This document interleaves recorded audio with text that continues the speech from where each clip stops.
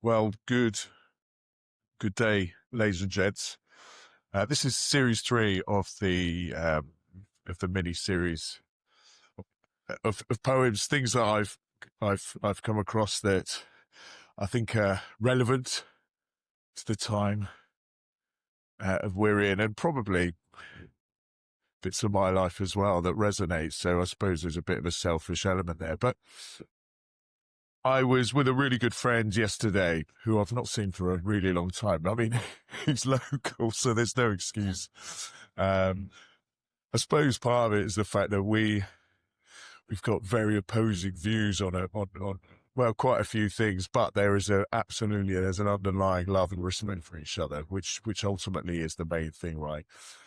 We've always got to be able to talk about our differences, which is cool, without getting angry, and kind of be reasonable, be logical, and be prepared to challenge kind of these set beliefs that you have that have developed over time for whatever reason, because of experiences um, and potential influences in your life and parents and kind of the friends that you have around you. And of course, you end up being an echo chamber. So it's always really good to have people with opposing views that you can speak to on a mature level. But here I am. I'm at Portsmouth Rugby Club.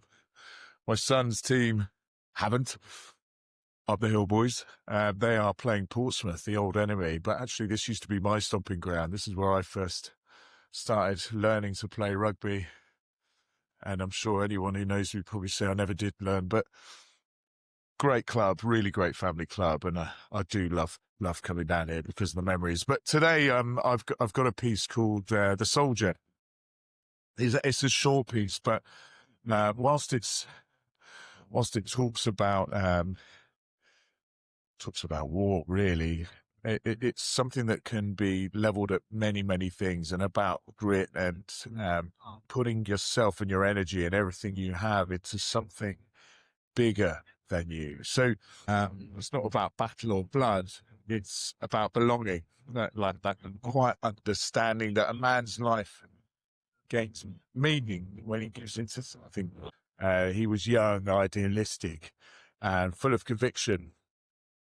And he never saw the war's end, but his words outlived him, not in triumph, but in tenderness.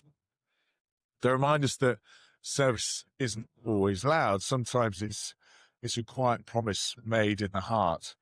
He spoke of England, the soil, the spirit that shaped it. But so today that goal might not be to the battlefield. Hopefully not. It might be to your family, your work, your craft. It might be the daily act of showing up when no one's watching. That's its own kind of courage.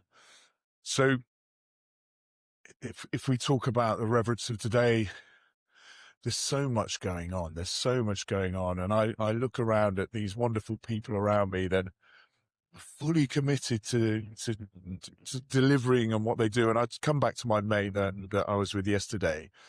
He's a guy that fully devotes himself, every ounce of energy he has, into his work. He's a counsellor, but he's also a great teacher, and he works with kids from very unfortunate backgrounds that really need some form of guidance, and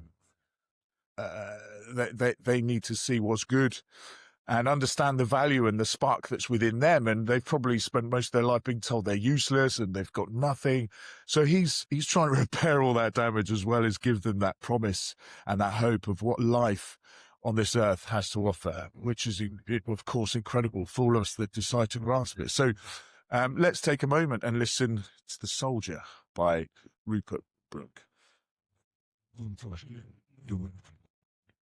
If I should die, think only this of me, that there's some corner of a foreign field that is forever England. There shall be in that rich earth a dust concealed, a dust whom England bore, shaped, made aware, gave once her flowers to love, her ways to roam, a body of England's, breathing English air, washed by the rivers, blessed by sons of home. And think this heart, all evil shed away, a pulse in the eternal mind, no less. Give somewhere back the thoughts by England given, her sights and sounds, dreams, happy as her day, and laughter, learnt of friends, and gentleness, in hearts and peace, under an English heaven. There's something quietly heroic in that, to want to give back what shaped you there. Brooke wrote of England's fields, but the truth in his words, they run deep. Every man has his England, that place, that cause, that personal craft that calls him to serve beyond himself or herself, of course. We might not wear uniforms, we might not march to drums, but we still stand guard over our homes, our families, our work, our integrity.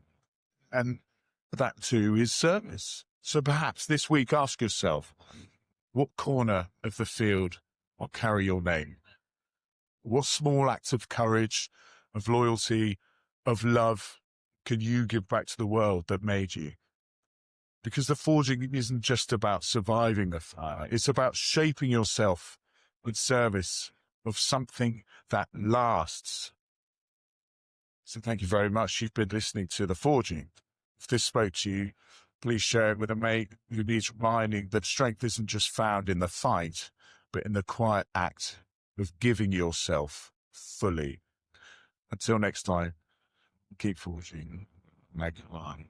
Have a wonderful rest of the week, a wonderful rest of the month, and a wonderful rest of the year. Good day.